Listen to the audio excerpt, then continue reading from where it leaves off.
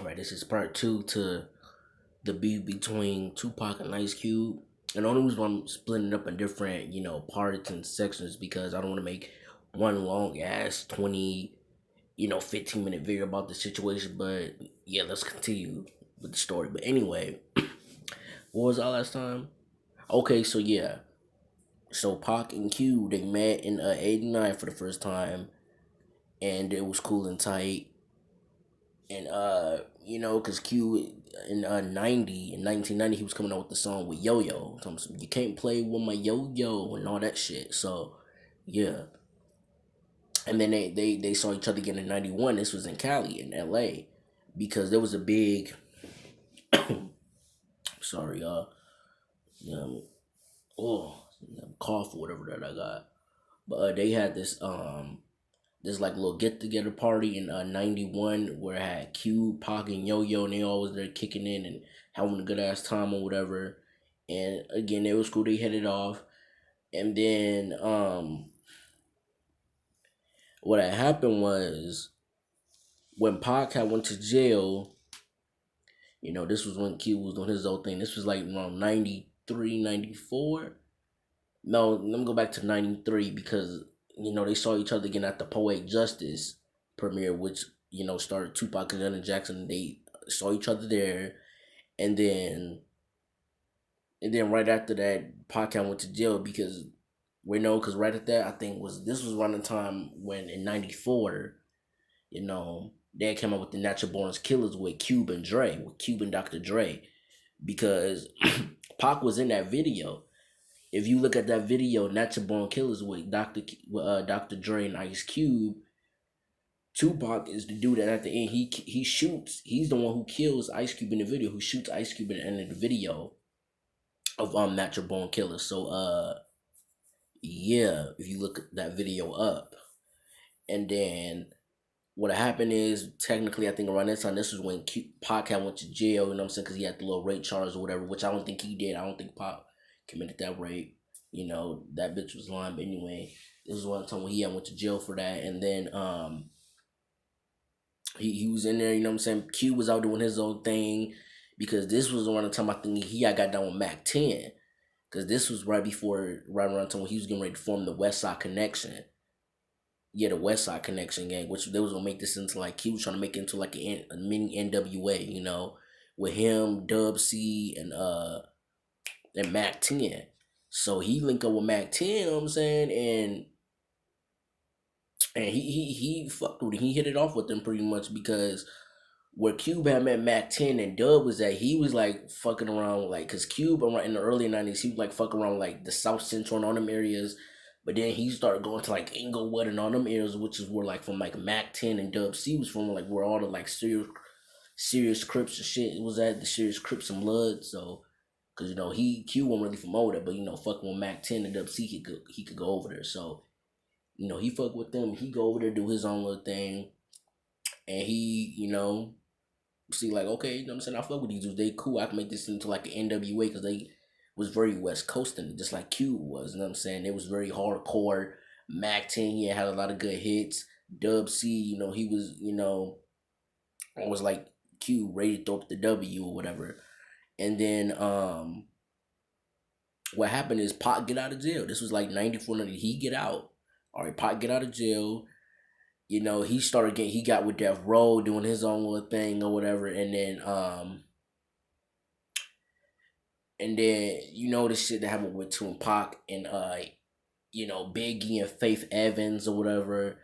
And then what happened after that? He did Hit 'Em Up, and when Hit 'Em Up came out, it just changed a lot of things. Radio play and how it tolerated what you could say at that time, because this was around the time when the media was banning a lot of rappers because of the language shit that they was putting out, like Easy E, Ice Cube, Tupac, all and Snoop, all these rappers that was coming out sneaking that hardcore gangster shit. Because in the earlier '90s, you know what I'm saying, the Black Power movement was going on, you know what I'm saying? And this was in the mid '90s when that wasn't going on no more. So how like '90 to like '93, a lot of that militant, pro black and the Black Power movement was going on. A lot of that shit had wear down by this point. So this is where the shift started to happen in with rap, with the rap industry. So you know what I'm saying, and Cube and all these, even with Pac, you know what I'm saying, because Pac, he was on it. They both was trying to be on some militant shit. I think it was about equal. I think Cube was trying to be on a little bit more militant shit, but yeah, you know what I'm saying. So they was like, okay, now this is where it's coming from. You know what I'm saying? It's trying to get back into this gangster shit, get back to the gangster raps. You know what I'm saying? When it was, the cruise down the street, and you know what I'm saying, low riders and shit. This was around that time. Smoke weed. You know what I'm saying? Smoking no endo, sipping on gin and juice. No, I'm just kidding. But yeah. And then after he did hit him up, that was it. You know what I'm saying? He got with the Outlaws at this point, Pac, and then the the Time magazine comes out with Cube, and they show Cube throwing up the W. And Pac, he got pissed off. I mean, yeah, he got pissed off at this point. You know what I'm saying? He was mad because Q was in there throwing up the W, and he was pretty much like, you know what I'm saying, wait, hold on now, what the hell he doing? You know what I'm saying, he just gonna come in on our movement, what we doing, allegiance to the West Coast, trying to, you know what I'm saying, fuck the East Coast niggas, because there wasn't really too many West Coast niggas that was down with that East Coast West Coast shit besides Quick. Quick was the only, DJ Quick was the only rapper that was pretty much down with the shits. That was pretty much, you know what I'm saying, he was like, yeah, I had my beef from dude over there on the east side, from the East Coast or whatever, and a lot of dudes telling him, you know what I'm saying, to kill it and let it die down, because he was like, man, dude, career was over after that one album anyway. So he was like, you know what I'm saying, like, fuck it. But, Pac, he was on that, East Coast, West Coast shit. And because it almost was an East Coast, West Coast shit in the earlier 90s because of Tim Dog. Y'all remember that in 91 he made the Fuck Compton? Which was like a diss to like Ice Cube and Easy E and all them niggas. This was in like 91, yes. So that low key could have been the start of the drift, but it didn't, and I'm surprised it didn't. But anyway, let's get back into this shit. Okay.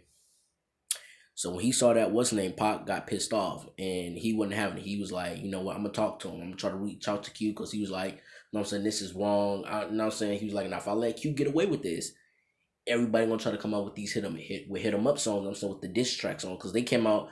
Oh, I didn't even say what they came out with, the song "Bow Down," the West Side Connection. Him, Dub, and Mac 10, they came out with the song "Bow Down."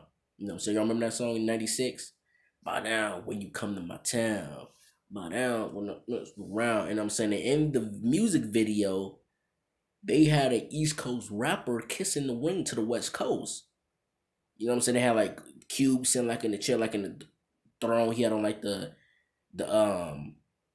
Loke song, the Loke glasses with the hat on or whatever, and he was like had like one of those cane sticks or whatever, and like a big ass ring, and he had the nigga kiss his hand. That shit was funny as hell. But yeah, and it was like, what the fuck is this? You know what I'm saying, that shit pissed him off. Pac went ape shit when he seen that shit, and Cube, he knew that Pac was trying to reach out to him. He knew it because people was telling him. It was like, you know what I'm saying, Pac ain't really feeling that bow down shit. You know what I'm saying? Motherfuckers was telling him, and he was like, you know what I'm saying, he hot about that. And Cube and them, they always like, wait, what? You know what I'm saying? We over here, you know what I'm saying? We doing our own thing over here, man. We ain't copping them up. We doing our own thing with the little West Side Connection thing that they had at that time. Because what was gonna happen was, supposedly, before Pac died, he was just gonna go in the studio and just completely damage in the story anything that Ice Cube was gonna touch. You know what I'm saying? And I'm more of like and I'm saying this as because I'm more of like an Ice Cube fan than a Tupac fan. I know a lot of Pac fans be riding his dick, but I'm more like an Ice Cube fan than a Tupac fan. I fuck with Pac, but I fuck with Cube a lot more. And I'm saying I was more familiar with Cube. But anyway, you know, what I was saying, yeah, he wasn't having it. And uh what happened? Yeah, he was trying to reach out to Cube or whatever and try to holler at him about it, but tragically Pac ended up dying in September 96, September 13th, 96. And because Cube, he knew that Pop was, you know what I'm saying, right? Because motherfuckers kept telling him. Because he knew he wasn't really feeling what was going on or whatever with him, with the battle, what they were trying to do with what Pac had already started with the allegiance to the West and East Coast thing, you know. And I think, yeah, that was pretty much it. Pretty much the little not beef but somewhat misunderstanding between Pac and Cube. And you know what I'm saying? They didn't really have no beef, man. It was just, yeah, more like a misunderstanding. You know, they only worked together one time. I forgot to tell y'all that when cause back in '92 when the riots was going on, Pac, Cube, and Ice T, Ice Cube, Tupac, and Ice T, they did the song. Um, they did the song "Last Words." Y'all remember that song? If not, look it up. It came out in 1992. This was right around the time when the Running King raps was going on. Because at that time, this was when Pac was filming Poetic Justice in LA. You know what I'm saying? Because I remember the interview where he talked about that. And it was out there wilding, and, you know, in the cars, berating, doing all this bullshit, looting and shit. But yeah, Jack, that's the only song or anytime them two collabed with each other.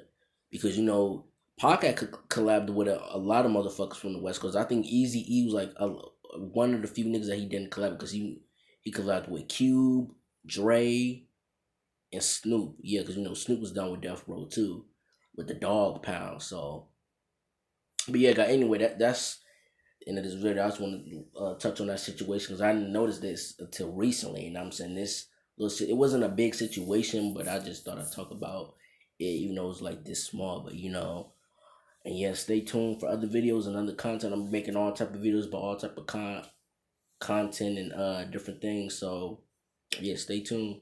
See y'all guys later. Bye.